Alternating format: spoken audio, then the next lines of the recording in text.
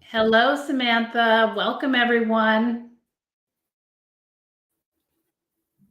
Hey, my name's Renee Moelders. I'm a partner with Convergence Coaching, and this is our HR Huddle. And you can tell I don't usually run this because I just sort of messed up that intro. But Samantha and I are super excited to be here with you today. We are stepping in for the HR Huddle. Tamra, who usually manages this, is traveling for work. And Jen Wilson is also, she's at a conference out on the West Coast. And so Samantha and I jumped in and are excited to be here. So, hey, Samantha, you want to say hi?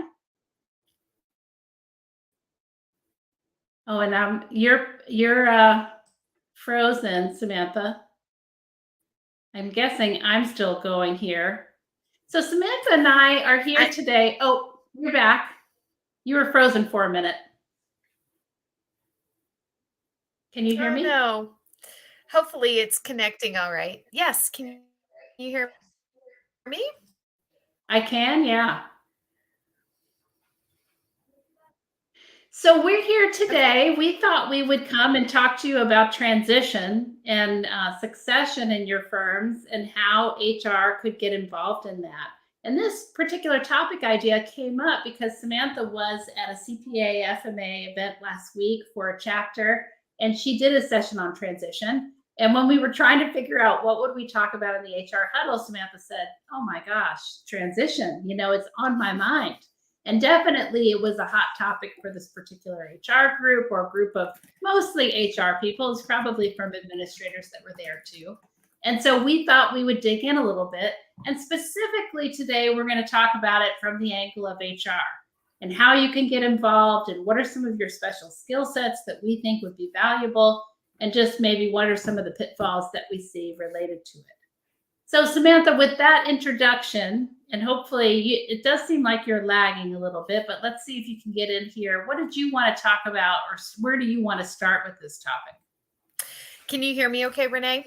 I can, yes. Okay, fantastic. Well, I'm sorry for the delay and the freezing, but most important that you can hear my words. So, where I really see this coming up and where it's been coming up in not just the conversation I had last week, I guess it was, with the CPA FMA Michigan chapter, as a matter of fact.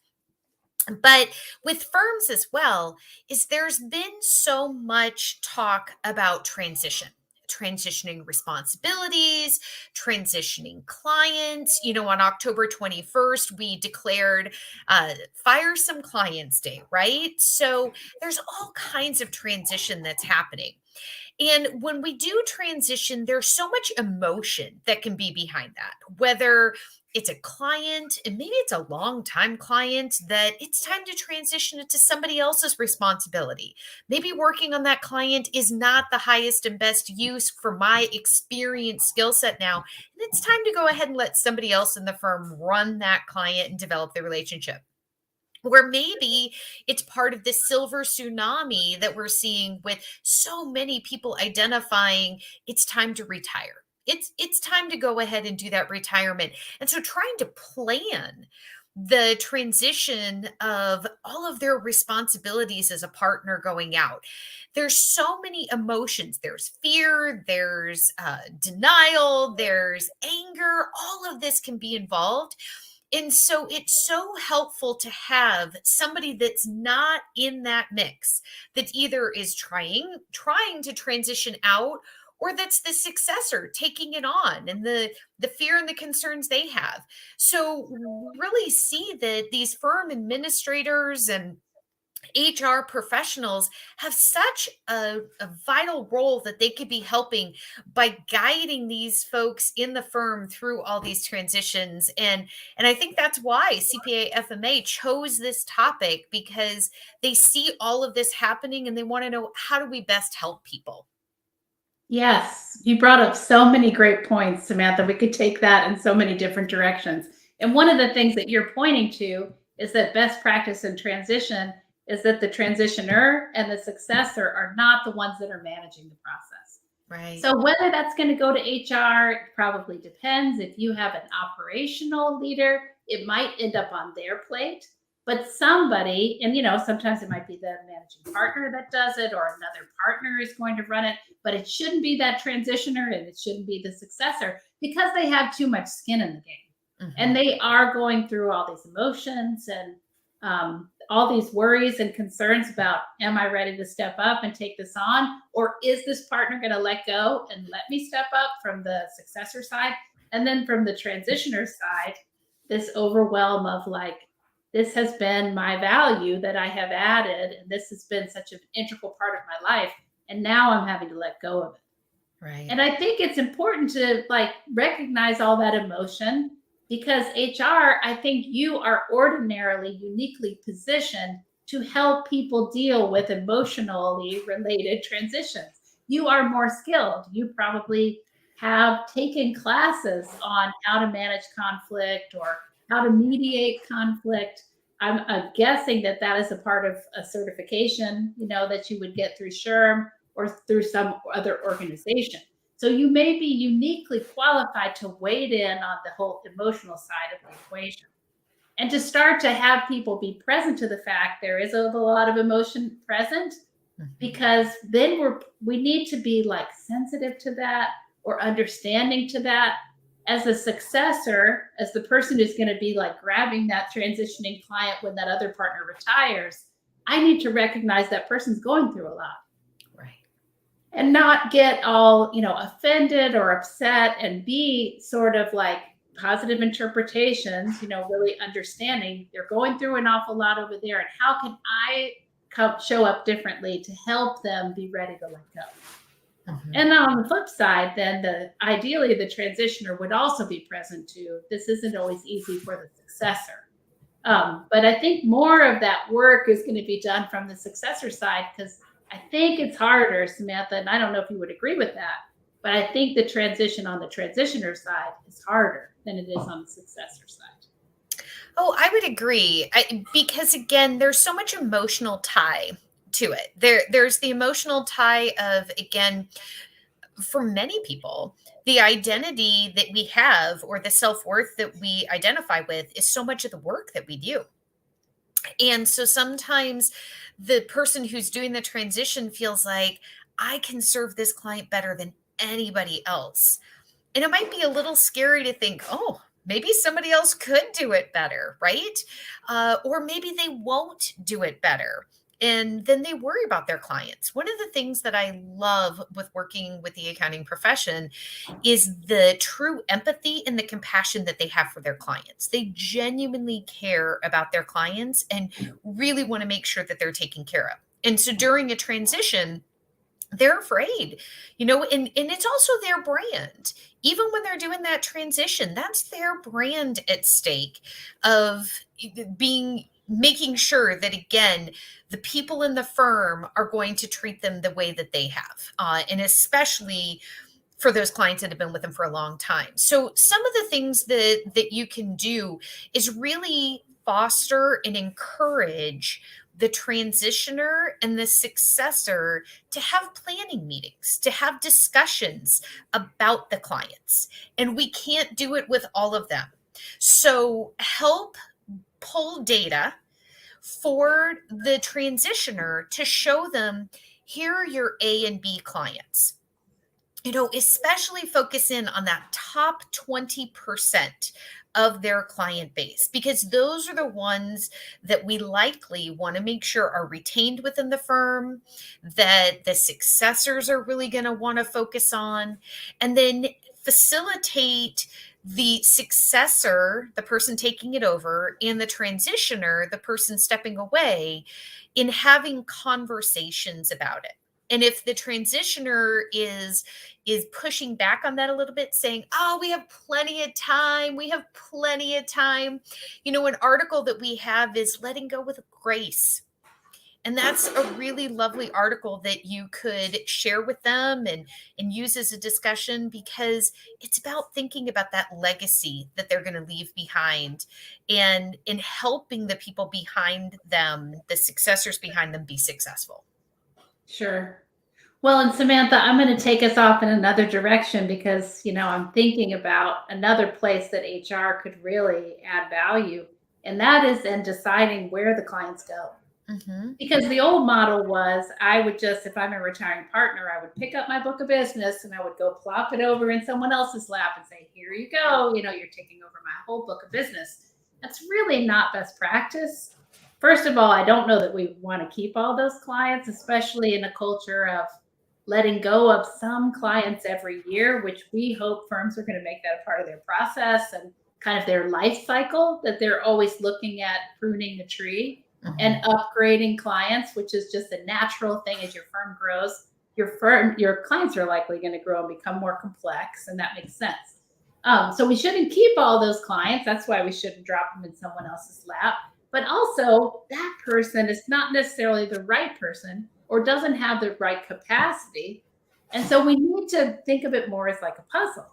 Mhm. And HR knows the people. They know the players. They know if we've got some managers over here that like, wow, this manager in particular is really ready to step up and take it to the next level. Or this, senior manager over here is really building out a competency in restaurants and breweries. And shouldn't we take some of those restaurant clients and put them over there? So they might have more of that picture of the human beings because again, I think HR, it's all about talent, that they should have a pretty good sense and like a pulse of who are our people. And so they could really, if even if they're not going to be the ones managing the transition process, you HR folks might be really valuable to kind of input to where should we put clients, what would be important, what are some of the skill sets or things these talented people are trying to take as their next step. And we could use transition as an opportunity to provide them with those next chances in their career. Right. Well, and just like what you're saying with skill set, right? On industry knowledge or different experience level expertise, there's also the culture fit. Especially when we talk about a transition of a client, which isn't the only transition. There's leadership responsibility and so forth as well. And that also can rely on some of the culture or the temperament of the person that could take it over. We talk, Renee, about some people are fantastic business developers, while other people are wonderful people developers. And maybe the transitioning partner or the transitioning person, not always a partner, that's going out, maybe they wear both hats. But the person coming in behind them, that transitioner, they may be really strong in one way or the other. And maybe we split that role. And the business development elements go to somebody else, and the people development elements go to somebody else. And that's not a weakness. That's not to say, well, we used to be able to do that with one person. And that's okay. Sometimes we burden some people with too much. And so this is really our opportunity to redefine that and look at where do people have real strengths and let's maximize those. And where do they have passion? That's another one. Sometimes we just got to know what drives people. What's that fire in their belly that gets them to work, and they'll share it with you. And for a lot of people, they may go down the path of people versus business development. Yeah. Something else that you can give input on. Yeah, that is an interesting way of thinking about it. Um, and I wondered if you were also going towards like, what are they interested in? Because we build rapport through the things that we often have in common. So like you and I both have kids. We both have, you have a son, I have two kids. And so oftentimes we talk about that. We share, we relate around it. And so if somebody, is really into football and we know this client is really into football, we can make those connections and maybe HR can help us with that. Maybe they have more of that knowledge where they can say, I think this might be a good fit. Or like another example is a woman entrepreneur and we have an up and coming manager, female manager, that we might say, hey, let's pair these two up. Like I think these people could really get along and get to know each other. And sometimes those matches don't work Mhm. when we're playing the matching game and we send these folks out to take on these clients. Some of that doesn't take, but Samantha, in my experience, it's a pretty small percentage that doesn't. Mhm. Maybe it's like 5 or 10% where we have to go back and look again and say, this didn't really work out and we're going to make another match for you. Mhm. But in general, it usually works and clients are pretty amenable to those types of transitions. Yeah. They're also, by the way, amenable to new ways of doing things. Right. And one of the things you said is like those transitioners are so worried that it's not going to be the same, and it's not going to be the same. And that's another sort of like change management philosophical idea that I think HR could wade in on, is to help them understand you've got to give these folks some grace and some openness to try some new things. You always call the client back within 2 hours. They may not be able to do that or not want to run their practice that way. Mhm. And so you might just have to transitioner, step out, and HR can help them with some of that coaching. Because I think HR of anyone in the firm, you are doing coaching. You're talking to people about trying to manage the issues that they have. And Mhm. so you probably could roll up your sleeves and get in there and do a little bit of coaching with those transitioning partners. And we have a ton of articles on this. So Samantha mentioned letting go with grace. That's a great one. Maybe Caroline, that we can put in the link down below. We have other best practices and articles. So HR people, you could go and study that a little bit. And it'll give you some of the language, some of the techniques and strategies, and specifically best practices, because this isn't like it's the first time anybody's ever done this. This has been going on forever inside of firms. It's just accelerating right now because we have all these baby boomers that are exiting. And then, as Samantha said, we've got the silver tsunami, which is like a little storm that got kicked up based on COVID, where people said early, like, I've had enough, I'm going to retire. So they're retiring faster really than they thought they were going to. So some challenges there. And again, HR, people challenges, that's your game. That's where you can really play as a strong player. And so we'd love to see you get more involved there. So Samantha, you said one other thing that I want to latch on to and talk about, and that is that this is not necessarily just partners retiring. Definitely. Definitely. I think we have to be mindful of watching senior individuals, senior managers or senior staff. Not everybody had the goal of becoming a partner. And so you're going to have other uh, folks across the firm looking to retire as well. I mean, you're going to have administrative people. Man, some of them have been with your firm for so long, they know all the ins and outs. And we get so comfortable with being able to rely on that. And somebody else needs to start shadowing them, needs to be able to start participating in how things are done. And to the point that Renee was talking about with coaching, that's another area where we can feel, or the person transitioning may feel real ownership over the process and get concerned about changes. And so that's a place that we can coach them on. It's it's okay to let them make the role their own and coach them on what the results are that we need, but maybe they're going to have some fresh ideas, just like they probably did when they took over the role. And so just offering that is input, and offering those reminders. And again, their legacy is so strong when they really help build up the next generation. Not that their procedures are kept in memoriam as they depart. So that's just another piece. And then I would also say that sometimes we might look to the next most senior person to take on the responsibilities. But one other element to look at, especially as HR, where you may have knowledge, is what is the retirement or the transition plan for those next most senior people?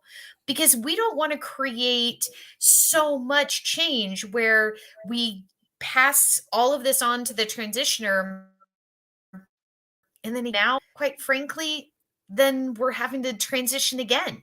So we want to be real careful that we're not looking to that. And then you're in this constant state of transitioning.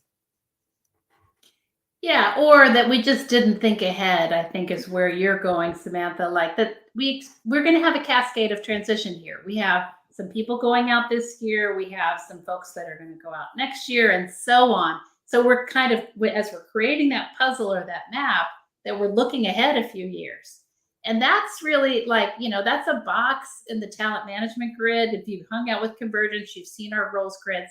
We've got a box called succession planning.